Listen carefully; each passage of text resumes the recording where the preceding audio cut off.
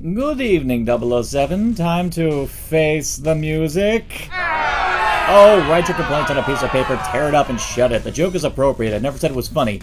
Oh, I'm sorry, that was rude, wasn't it? Please don't base the merit of this 007 on this bad first impression. After all, first impressions aren't everything. Take a look at the opening credits and songs of all the Bond movies. The first impressions made by these sequences and songs can either set the mood for what's to come, or they can even be deceptive. They can trick you into assuming the movie as a whole is going to be one thing, and then the movie winds up being a completely different affair. It cannot be understated how vital the opening credits are to the complete Bond experience. Through a tantalizing combination of melody and imagery, a great opening title sequence can do wonders in getting the engines revved in the audience's minds in anticipation for Bond's latest mission. Of course, for a franchise with a decades-long legacy and 25 films, there's enough visuals and music to accompany a Paul McCartney concert.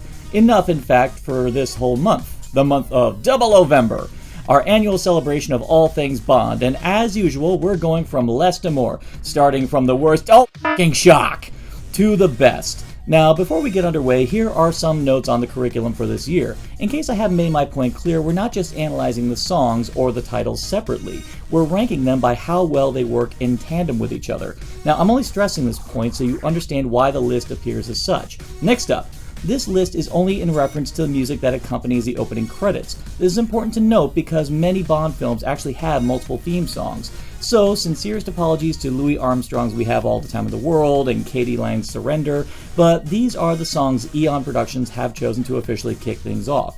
Also, to add a little spice to the celebration, occasionally we will get a visitor to lend their insight into the proceedings. So, tune your guitars, prep the silhouette effects, and pay attention because this is Double-Ovember, the title songs and credits. Double-Ovember!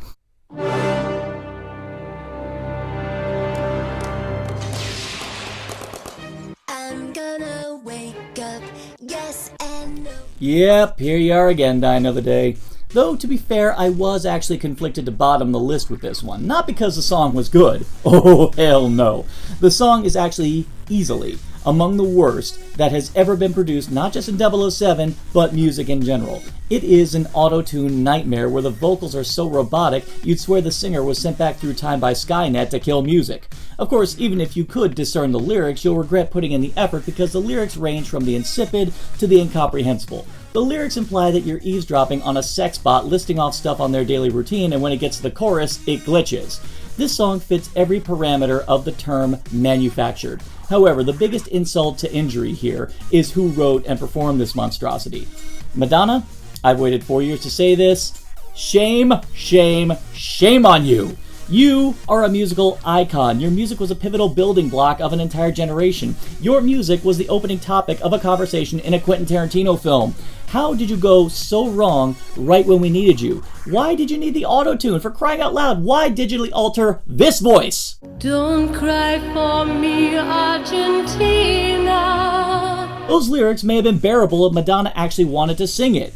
It's a sad day when Madonna gave us a better song for Austin Powers than she did for Bond. Think about it. A spy spoof got a better song than the spy series it was spoofing. So, after this little tirade, why was I so timid to bottom Die Another Day? Well, to the considerable credit of title designer Daniel Kleinman, the visuals of the credits are exceptional. Not just exceptional, but this is one of the rare times the opening credits are used to move the story along and transition us from one point in time to another and illustrate the nature of Bond's 18-month date with long, lingering torture and imprisonment.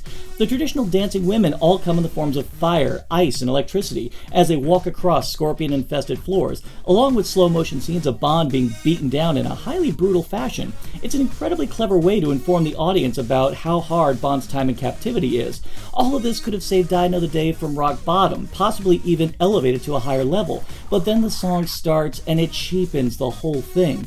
Even if the song was a bland affair like some of the examples to come, you would still feel like they belong together. A brooding, slow-burn ballad, hell, even a goth rock song would have been better fit for these opening titles. Instead, it's 4 minutes of hearing RC from the Transformers rubbing one out and having the Autobot equivalent of an epileptic fit.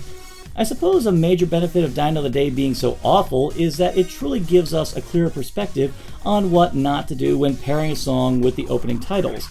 It's a strong visual feast that gets seriously derailed by painfully uninspired drivel. So I guess it represents the rest of the movie perfectly then.